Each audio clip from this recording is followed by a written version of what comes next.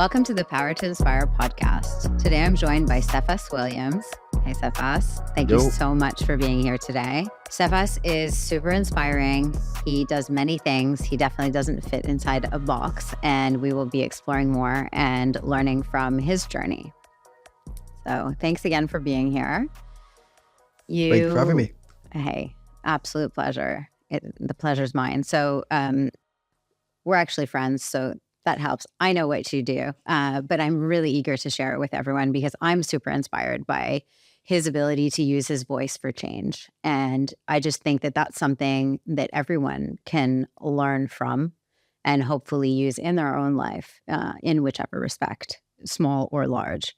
So I think it would be cool to find out a bit about your journey and then what a turning point was for you where you decided to take on the mission that you've embarked on and this greater purpose. Blessings. So I think it's interesting because I was saying this before, we're not rehearsed for this. And I checked for you so much that I didn't ask for questions in advance. I don't know where we're going to go with this. I do have an understanding of the concept and why you've asked me to be involved. And we are friends, so it can feel kind of off kilter a little bit, like with the cameras and that, you know what I mean? But, we'll make it work.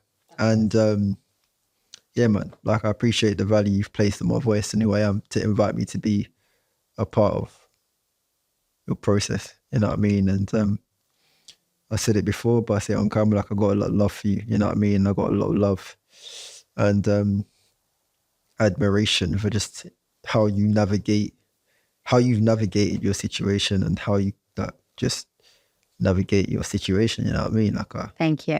I check for it differently, you know what I mean? And you're a very unique human being as to why I appreciate giving you my time regardless. So it was a blessing to be invited, and I'm really looking forward to what you do in this situation. So a little bit my journey, the turning point for me.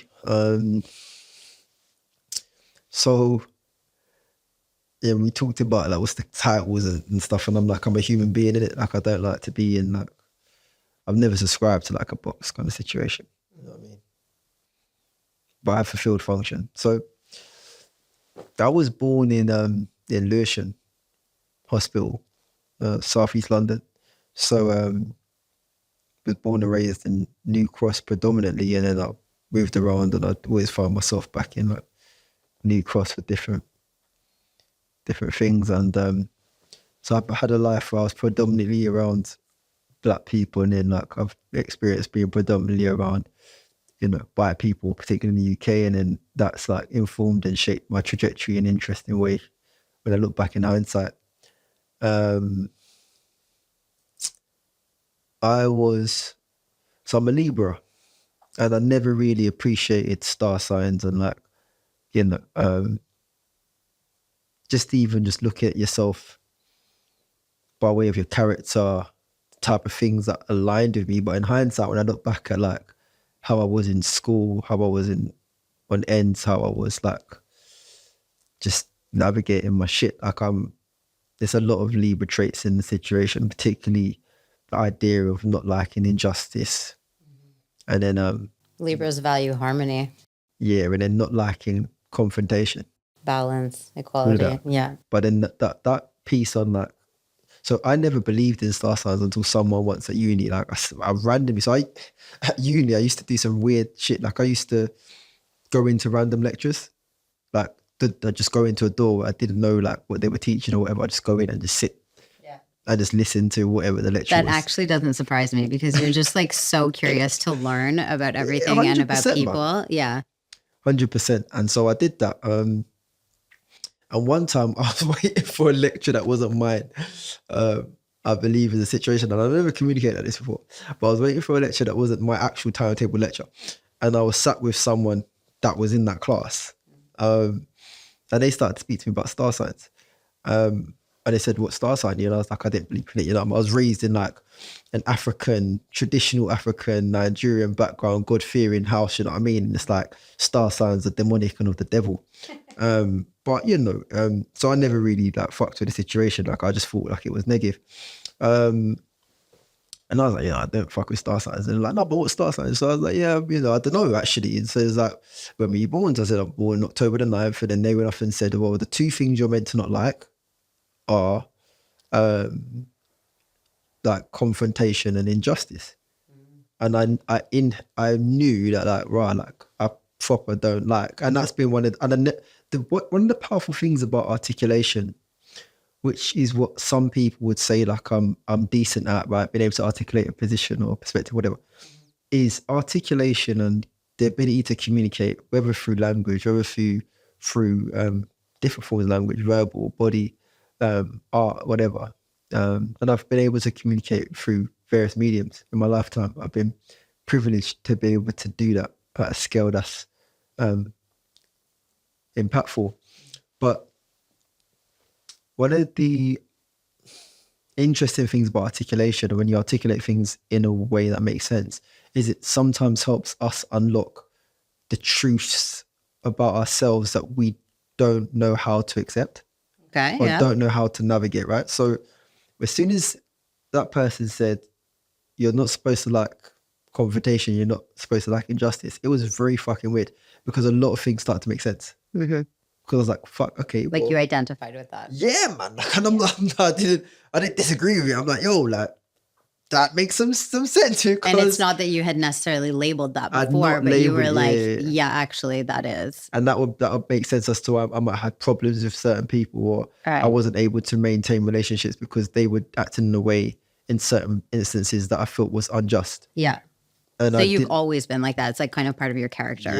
Yeah. And I didn't label it. So I was a kid who I remember when a girl in our school, and I recently reconnected with this girl, funny because so as my profile has grown, what becomes interesting is you get people, and I wouldn't say, I definitely am not famous, but there's a lot of people that message, I feel like I get messaged like I'm famous, but I'm not famous. So it's people, I get messages almost every day on different social platforms and emails. And then people expect me to respond because I present myself as very approachable.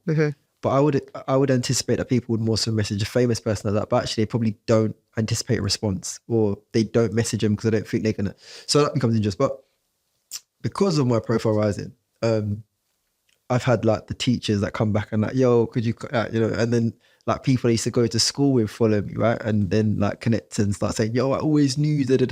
There's one girl I recently met, and I remember in primary school, she fell over in the playground. I'm going to get back to the question you asked, but she fell over in the playground and she grazed up her leg and she like broke her teeth and all this kind of stuff, chipped her teeth, and everyone starts laughing. And I just remember feeling like real empathy for her situation. And that was like in that school where we wore uniforms in primary school, funny enough. So she was wearing like a skirt and like she proper like fucked up a situation. And I'm the guy that, goes over and like walks her to go inside whilst everyone's laughing. Versus when I went to private school for a couple of years, a lot of people don't know I did, and I went to a really private school. I feel like the whole community sent me there. And in hindsight, I didn't really know what I was dealing with, but it's a lot of interesting people that went there. And then in that school, I was like I was the only black person for a while in my year, and then that changed a little bit. And I remember there's this one girl, and they used to call her, and anyone who went to my private school my school at that time will know of this, because it was really black. Kids are just fucking stupid sometimes. They'd call her Crimson Chin, and I never understood like the whole notion, and I can appreciate the funniness and all this kind of stuff, but it never really made me, it didn't align with my values. So like it's so fucking crazy. Like it's like a movie, isn't it? And in private school, like you go to lunch hall in your years, everyone knows who everyone was. I was at one point a very popular person, and then anyone who really knew me like that went to that school knows at one point I was probably like one of the most prominent people in the school in the lower year. And then I just really took a step back and I withdrew, and that trait has followed me in my life, right? But we would go to the lunch hall, we'd all have to get fucking trays, go queue up, right? Queue up to get in. And it's like a movie. She's always by herself, more time. And if she sees this situation, I'd love to reconnect with her and just know who she is. But she was more time like by herself. Yeah. And it would break my fucking heart, yeah. And on some occasions, I would be the popular guy who goes over and just chills with her because no one's going to tell me shit. Because at that point, I'm fucking gold dust. Like, I'm the only black person there. And unfortunately, like, I went through racism, and I'd go through, like, the closest representation to me was 50 Cent at the time. Okay. So it's a lot of people that's like, that was the go-to fucking person, as much as, like, I'm clearly not fucking 50 Cent. Do you know what I mean? But that was like the go-to reference. And I didn't understand at the point I was going through racism and I was going through blah, blah, blah. But, and you know, if I didn't have the type of mind I had, I would have played up to it more than I did. But for whatever reason, black was gold dust. I was popular. So there was very little I could do. And I think it takes a very particular type of person to be in that position and feel comfortable enough to sit with and chill with the people that everyone else is picking on or bullying. Of course. And still feel comfortable. So for me, like, that's I'd see people literally barge past people and, like, their books fall on the floor and shit. And I'm the person that'd be like, yo, that's not fucking cool. Yeah. And, like, pick it up. And like, so you definitely have a lot of empathy, like 100%. Just for human beings in general. Do you think that's something that's learned, or do you think that's inherent? I think it could be both. I don't know. For me, I think it was inherent, but I think situations called out of me. So I was born in New Cross, and when I get back to the question so I was born in New Cross, and in hindsight, I start to see how different moments perhaps called empathy out of me and called other things out of me. And I navigated my journey. I was quite entrepreneurial. So I was a kid selling sweets at school as well. And in every school I sold sweets. One of the things I try to wrap my head around now is the social fucking divide. Like, you know, why some people are really rich and why some people are really poor has really bugged me. And then you've got the extremes of being rich and the extremes of being poor. And then you've got, like, kind of like, it sucks to be a poor person surrounded by rich people. Okay. You know, and so I'm not a poor person, but, like, you know, if you can't afford everything that everyone around you can afford, it's a different texture of feeling like you don't have. So you're saying that you, like, feel empathetic to someone who's in a situation like that? 100%, because, like, there's a lot of people I know that grew up in stark poverty, or I've come across, and that's all they know, so they're happy. But when you're in a situation whereby, like, and we'll get to this towards the end, we talk perhaps if we get to, like, economic advancement for black people, but also for people. So I'm very much about people, but my focus is black, and we'll get to that in the question you asked me, right? Yeah. About what was that turning point for where the trajectory I'm on right now. Yeah. I've always been someone that wanted to have to give. And bring other people up. 100%. Yeah. So, but there was no, like, natural pathway for that. So two turning points in my life that would be good to talk about was when I was heavily suicidal and depressed. Yeah. And so I was really suicidal and depressed when I was, like, 16, 17. But I'm someone who navigates depression. Like, I don't know if anyone that ever faces depression, how I faced it, ever escapes it. I'd be interested to know if someone has. That's also one of the reasons why, like, I check for you in a different way as well. Like, in the sense that, when I say I check for you because as a human being, and I check for you because of the relationship we've built, and just who you are and who you've been. But then I also check for you because, and it might be your human experience, and, you know, you grew up in a very different situation, but you've also had very nuanced experiences from polar opposite ends, from what my understanding. But everyone's context makes them who they are. But not everyone that grew up in your circumstance. Most people that grew up in your situation didn't turn out how you turned out with regards to how you are as a person, from what I've met of people. So that's also quite unique, right?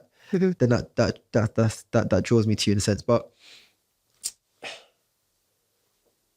it becomes interesting because when we start to talk about,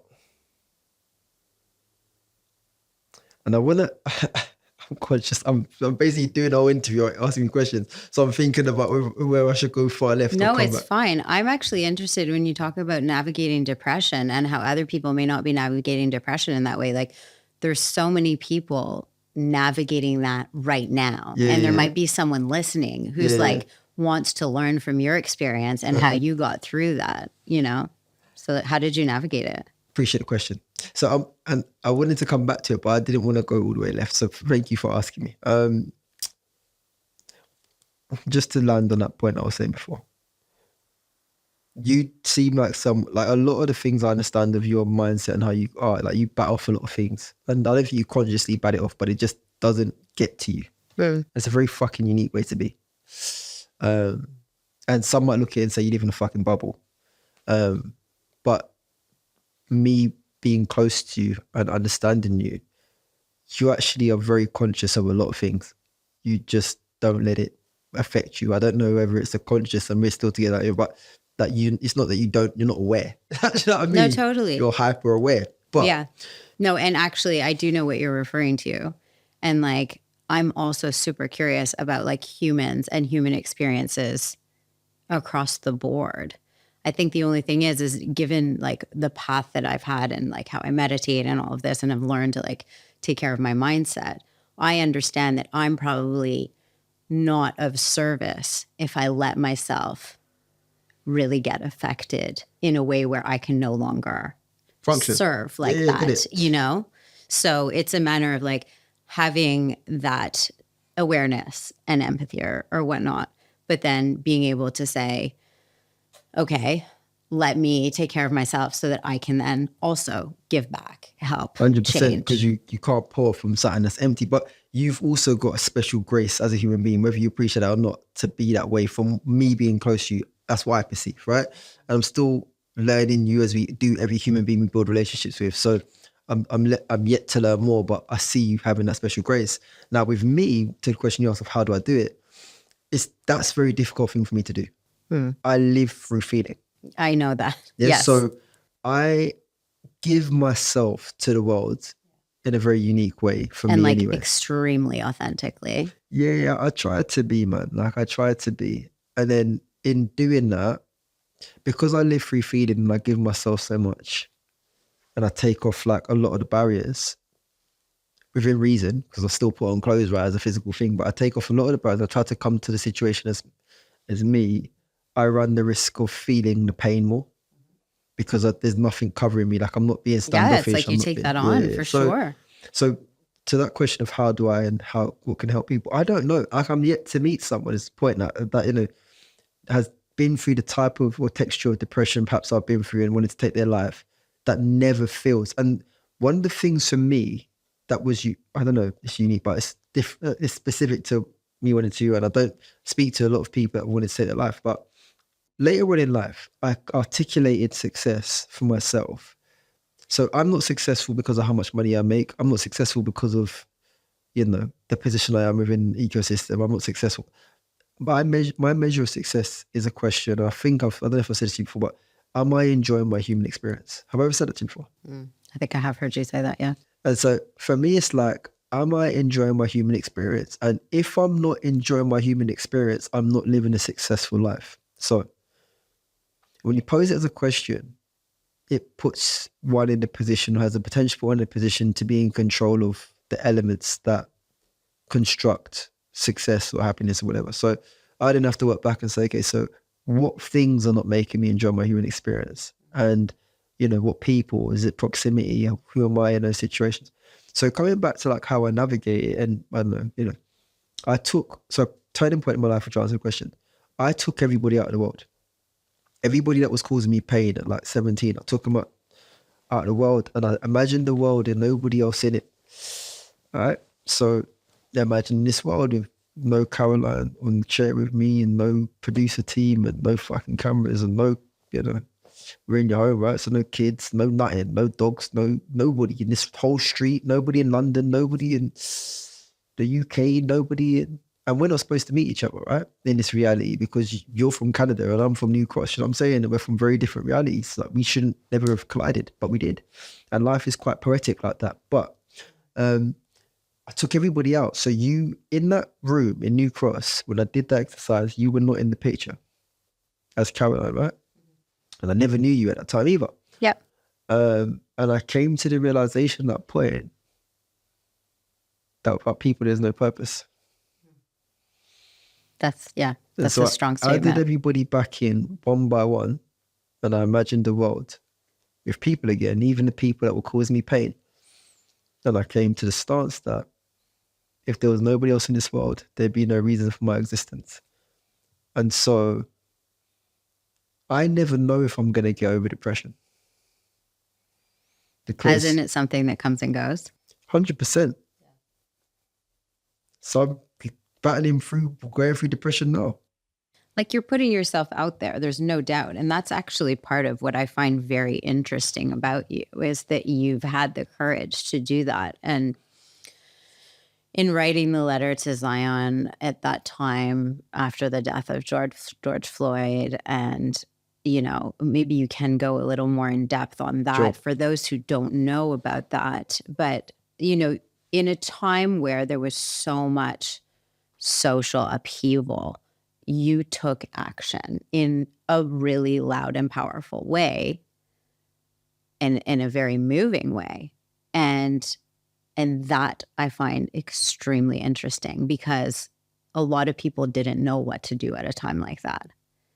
So Yeah, so I'll navigate into that. So yeah, a lot of people didn't know what to do, and a lot of people acted like they knew what to do and did some shit, but it wasn't the right thing to do on both sides of whether you were black or whether you weren't black. There's a lot of black people that did some shit that they never needed to do, or they did it to serve themselves. And then Letter to Zion was a hard one for me because,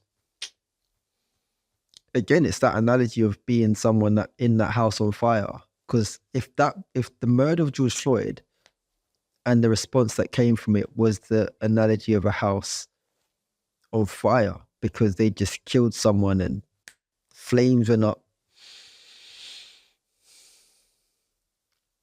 anything I do at that point is going to be seen in a magnifying glass. And so I didn't do anything. I did one thing. I said, let's not forget. And I put it out as 56, and I didn't put it out as me. I didn't put my face to it. But in that period of time, I could have activated all the billboards in the country. And I say that on my chest, with knowing a lot of the leaders of like out of home industry and many others. I could have activated a nationwide campaign around 56. I'd just done a TEDx talk called Stop Killing Black Men. And that TEDx talk was my worst experience speaking because of the processes behind the scenes. And I'd never put myself in that position again. But, it moves certain people. But I could have capitalized off of that. I could have started. Like, I literally just released at the beginning of 2020 a TEDx talk called Stop Killing Black Men. right. If I had put that out there after George Floyd was murdered, it would have got millions of views. 100%. I didn't do that. Okay. People was asking me, media was calling me, what are we going to do? What are we going to do? And I didn't do anything because I felt like it was actually insensitive. But what I found is that there was a lot of people, black people, who perhaps from conversations with some of them didn't feel like they had, when some people are opportunity poor or don't have as many options with regards to opportunity, get a glimpse of light, they grab it more time. And the murder of George Floyd gave a lot of people who weren't being listened to in the black community a glimpse of light. So whether they had something relevant to say or not something relevant, that was the right thing, people was just fucking saying some shit. Now me, who was in a position, like you're just talking about, like I was at the peak of 56 Black Men. So, and 56 Black Men was a globally recognized campaign. And for anyone who doesn't know about 56 Black Men, why don't you just explain quickly? Well, for time's sake, it would be good for them to Google it. But 56 Black Men as a campaign got to a place where, I appreciate you introducing it, but they should Google it. 56 Black Men got to a place where when the news in Spain was brought to me, the headline on a newspaper said, on the front of a newspaper said, 56 Negro men. And I remember looking at that shit like, what the fuck is this? Like, and then someone was like, oh, that's how they say black and stuff. We need to fucking do something about that. Yeah. But, you know what I mean? Yeah. And that's how big it got. Yeah. I had people in fucking Australia saying, yo, like, we've got this movement we're doing now and it's been inspired by this. And I was on radio in Canada, interesting enough. Amazing. Weirdly enough, I remember that. But loads of different things. And there's things I talked to you about behind the scenes. Like it got to like some really big seats of power globally as an idea.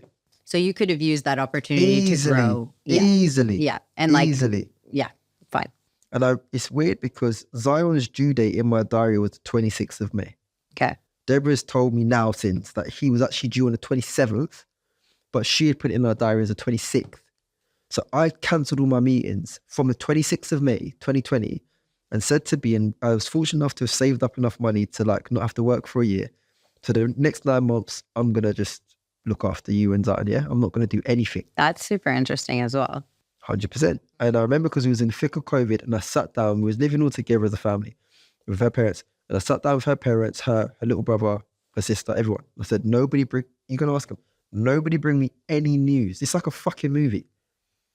I said, my first son is about to be born, yeah?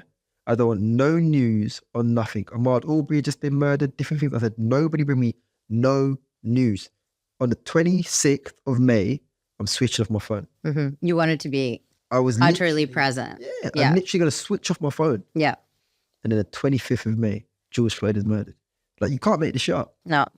So when you ask me, boom, like, and if we had activated the 56 Black Men campaign as the backdrop, just so people can understand technically and culturally of the march in London, not only would it have catapulted 56 to a whole nother trajectory, because we did that without any impetus of a murder. But a lot of out-of-home companies would have got behind it, I feel, because the out-of-home market was diving, because nobody was fucking outside. So they were looking for ways to make out-of-home relevant. Whether the leaders of out-of-home agree with me or not, this is the reality. And if I bought them 56 as a concept to say, look, when you look at the murder of George Floyd, everything that came off the back of it, it was the biggest campaign in my generation. When you look at campaigning and marketing from a professional lens, because this was done by the people, you will have a brand as big as Coca-Cola or McDonald's have to diversify their message by way of the territories they're in. And so their message has to change in different territories for it to achieve the same marketing capability. The murder of George Floyd was not diluted. And the messaging that people in Korea, France, Russia, UK, America put up was the fucking same. Yeah, that's interesting. And there's something there, but I decided at that point that it's best for me to step away from it, and very quickly, because I'm conscious of our time. And I broke it down like this for the first time today because Tyree Nichols was recently murdered. And I speak about primary, secondary, tertiary a lot as a concept, and I put it in different ways. And I speak about primary, secondary, tertiary, not primary, secondary, tertiary, right? Or the other way. Like, they all have a similar piece. And so when you look at the murder of George Floyd, you say at tertiary level, he was killed. Yeah, a human being, a black man was killed. What's the tertiary? What's the direct response to that? And okay, cool, that's justice being served in whatever way the justice called. At secondary level, I'm looking at it like, and for Tyree, it's the same.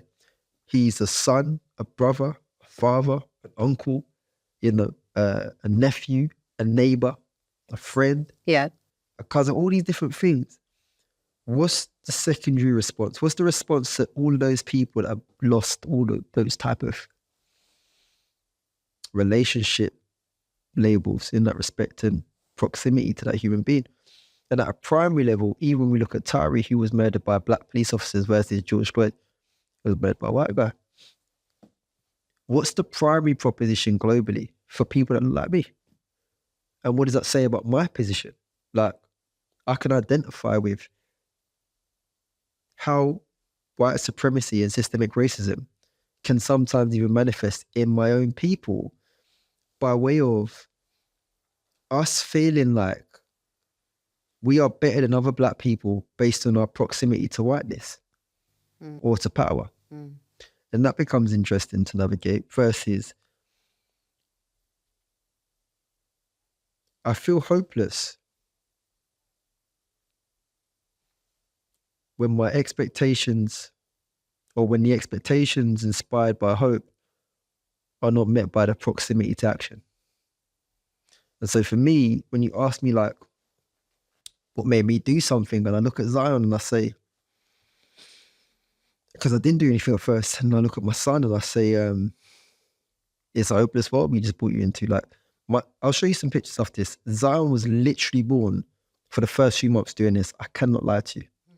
I looked into this shit, like, do babies do this shit? Like, they just, and there's some, but like, he was hard on this shit, bro. Like, I'll show you like bare pictures. Like, I'm looking at this shit like, yo, the fuck is going on out here? Like, he gave birth to the Black Panther. But, you know, it was very interesting at the same time because I couldn't go to any of the marches because COVID was still like rife, and it's like, so my response to that was I wanted to give. So 5 guys called me 5 white men in positions of power got in contact. And these are at point 4 were friends when I was still getting to know. So yes, and before you get into that, so you have a network at this point that you've built that consists of powerful white men, per se, for them to be calling you at this point. Yeah. I don't like the idea of a network, even though I've got the Black British Network, right? Yeah, well, the irony. So you know, But yeah, I guess something like this. you care a lot about connecting with people and people from different backgrounds and just different people altogether, which I think is really interesting about you, because you care about understanding other people's experiences across the board, which gives you this openness where people can connect back to you and understand your experience. And that's probably why these men were able to call you at that time, right? Okay, so fine. So they call you. Yeah, so and that's a pretty decent way to explain it. And you know, so I've got a universe of relationships from very different polar opposite ends of human experience. One of the guys that calls me is a friend for the Netherlands. His name is Paul Polman. And Paul, for those who don't know him, was the previous, on paper, the previous global CEO of Unilever, someone I've had the privilege to call friend, and one of the most enlightened human beings I've come across in my lifetime, and I don't say that lightly. So he's like, yo, like, you've spoken to me about the Black British Network. So the Black British Network was not registered after the murder of George Floyd. If you look at our company house record, I registered that at the beginning of 2019. Yeah, so that wasn't a response to George Floyd. Gotcha. Letter to Zion was a response. And he's like, you spoke about the Black British Network, what are we going to do about it? And, you know, he's like, how's Deborah? I know you got Zion coming. How are you in this period? Simon Pegg got in touch. He's an actor and a producer. And then a couple other people, a guy called Andrew Denton, he's a cool guy. You met Andrew, I think, briefly. Phil Thomas, who used to run the Cannes Lions Festival, and a couple other people got in touch and like, boom, what's popping? Steve Riley, who I was learning at the time. Steve was the previous CEO of EY, Sid Young. And so, because for me, it was like, as much as I got thousands of messages, literally, across social media, across email, if we don't get the white people who exist at the top of these systems to be part of, if not action, how we dismantle the very systems like this. And like, you know, I've been in rooms of power in this world, like, you know, and I didn't see many people that looked like me. So they're calling you and asking you, obviously, how you are, which I get, but also what that action could look what like. can we do, man? Right. You've spoken to us about the Black British Network. You've spoken, like, is there anything? And so we end up in conversations, and then Letter to Zion is born from a conversation with me and Paul Polman. And then Paul turns around and says, yo, like, if you write Letter to Zion, do you want me to write a letter to my grandson who was born at a similar time? And if Paul wrote a letter to his grandson, whilst I wrote a letter to my son, and we released it together, like, there's a lot of people that would have read it beyond perhaps who read Letter, because Paul is the ex-global CEO of Unilever, and people look at him as like a thought leader on another level. But what I love about Paul as well is, even though that was part of our dialogue behind the scenes, he was very much like, it's your show, bro. Like, it's your ship, not show. Like, you're the director of this. So you tell me the part you want me to play. And if you want me to lean into it that way, like, I'll lean in. And I made the decision to say no. I said, as much as I respect it, and almost maybe miss an opportunity to have on my resume, like, I did something in collaboration with Paul Polman. And, you know, he sees a human being, so he will see it as just being a human. But it wasn't about that. Like, the message needed to come from a Black father to his son, or a Black person, right? And the irony and the deep darkness of, when I was in a great space to welcome my first son to the world was taking away a Black son from the situation. So that was very deep. I don't know why and how I did it. It took me long to write, and I fucking hate writing. And I wrote Letter to Zion, and I released it on my birthday at 9th of October, and I introduced the Black British Network. And that's been a journey and a very interesting piece since then. We've done a lot of things since then, and I exist within a realm where I don't like the polarization of Black people. So a lot of what I do speaks to the in-between, because very often we're either like the best Black person, or it's like Black excellence and this is the best of us, or this is the worst of us.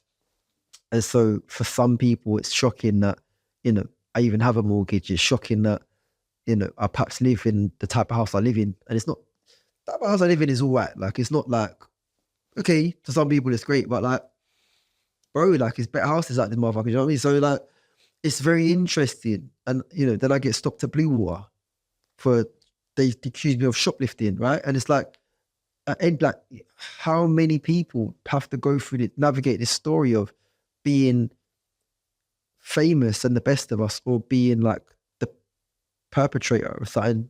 Like just being prejudged based on appearance. 100%, man. Yeah. 100%. And then that becomes my burden, because I'm looking at my son and I look at him and I say, I can't promise you that the world you're going to grow up to live in is going to be better than the experience that we're having right now. But and you make a deep commitment. I do. And I just want to land on this one point. I'm doing things. I'm telling other people, white leaders and organizations, to do something about it. But I also have to be accountable for what I'm going to do. So in Letter to Zion, I make a commitment to my son and the next generation about what I'm going to do about it. And that's what I'm driving. I don't necessarily want to drive it. It is tiring and whatever else. Do you feel like it's a calling that you have, like from somewhere deeper? Like when you've alluded to that earlier in the conversation, that you don't necessarily want to be doing this. It's like, is it like a sense of duty? I don't know. Yeah, because I wake up sometimes and I'm like, well, I'm going to do this. Yeah, but I'm doing it. So, it would be very difficult, I'm sure, to synthesize what it is that you would hope to see come out of all of this. But if there's something that you could express as far as like a hope for the future that, Zion will be able to experience, and that you feel like you've achieved in part your mission, like what would that look like? I hope that this will last. That's all. That it'll just keep going. Yeah. You might not be the person that changes the world, right? But you might inform. And so that's the quote that you use. The thing that you're a part of is greater than the part I play. Exactly. Yeah. Yeah. Yeah. Well, yeah, it's an interesting one. And, I think from my perspective, again, like my inherent like desire to learn and be curious and understand people, which I think is probably what we connect on. Yeah, sure. 100%.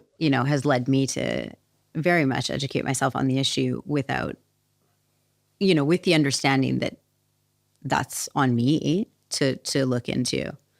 And that's a conversation that I have with people, about systemic racism. And I think a lot of people don't actually understand it. So I know it's short for time, but let me just add to this one thing, just conscious of where you're going with this. Yeah. So I have a dinner table analogy. Yeah. So I say, who's at the dinner table?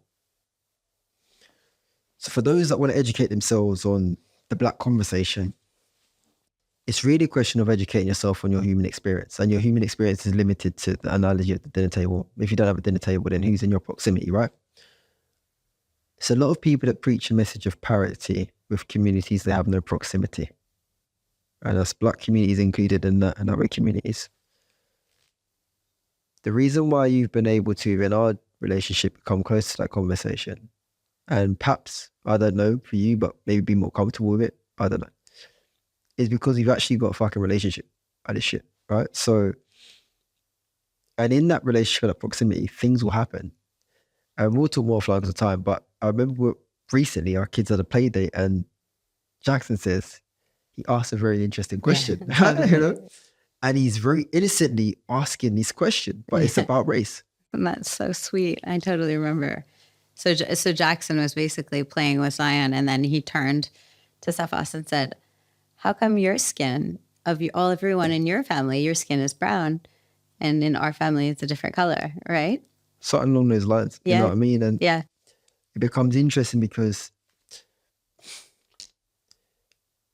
Jackson could have asked that question if I look at him as a soul, as a spirit, as a representation of children, he could have asked that question in many situations, in many settings, in many realms, in many families. And some kids will ask that question all across the world in many, if that proximity exists, or even if it doesn't, they might ask it about the family on the other table. But the beauty about relationship is then, and the proximity becomes, and we approach that in a very interesting way, and you guys approach it in a very interesting way. And in isolation, that proximity, that question, that genuine proximity, that question can be what turns someone into a negative person. Well, it's the difference between saying me and the other 100%. versus we 100%. and, It became a very quick, from, I think, my partner's perspective, an educational piece, like, yo, this is how people are born. Like, this is why you look like, I'm saying, like, this genetics, like, this what it is. Yes. And that is how you answered it. You said Zion and Phoenix come from Deborah and I, who look like this, and you come from your parents who look like that. Yeah. I said right? that, so I forgot. Yeah, I did. Yeah. So, but it's that proximity that allows for that to exist. And if those questions are being asked about that proximity, or that those questions are being asked in families or in settings where they don't like Black people, the response can turn that innocent question and child into a negative human being. And then that's passed on, sadly. Yeah. Yeah. So again, like, but who's at the dinner table? And very often people can't navigate a story of education or a journey of education around any particular group, whatever, because they're all in a fucking group. And actually the primary group is the human race. Mm-hmm. And a lot of us aren't going to realize that until we're attacked by fucking aliens, right? But that is the reality. But I start to move my table away from the wall because I have a friend that is in a wheelchair, and I appreciate that they can't navigate my space the same way my friends that are not in wheelchairs. So then my life starts to fucking adjust because of my proximity to a situation or to an experience. Yeah. But a lot of the time we surround ourselves with the same human experience, and so we have the same output. And Einstein's definition of insanity, or whoever the fuck's, you do the same thing, expecting different results. So anyone who's trying to educate themselves or understand how to learn, I don't know where to start with a fucking relationship. But that sounds like kind of negative. Start with a relationship. Say what's up to somebody that you would never naturally say what's up to. I don't know. Absolutely. Make yourself make a mistake. I don't know. But, within reason, because some Black people have died with it as well, and they're not trying to just like have people have relationships to them in an experimental type of way, And ours was very natural, man. So who are you? And ours being very natural is not just testament to who I am, and as you said, like, we both got very similar energy, So it's just like, yo, you're a human being, I'm a human being, what's popping? You know what I'm saying? Like, yeah, sure. Yeah, and like relationship. I think we actually like just both care about helping people. Like, yeah, I just said, yeah, however we can. And we connect in the realm of empathy and in many things, man. Like, I got a lot of respect, and like, I say respect, but respect in its best form for me is a manifestation of love. So I got a lot of love, because respect can also come from fear. And I feel like fear is the opposite of love. That's a conversation for a whole other day. But I got a lot of love for you, and I got a lot of love for the way you move and think. So right back at you. Yeah, man. We are at you. Amazing. Well, thank you so much. Yeah. How was that? Is that right? It's been such a pleasure. I appreciate it. And I appreciate you writing, man. Thank you for everyone listening. Definitely stay tuned for everything that's to come. Listen.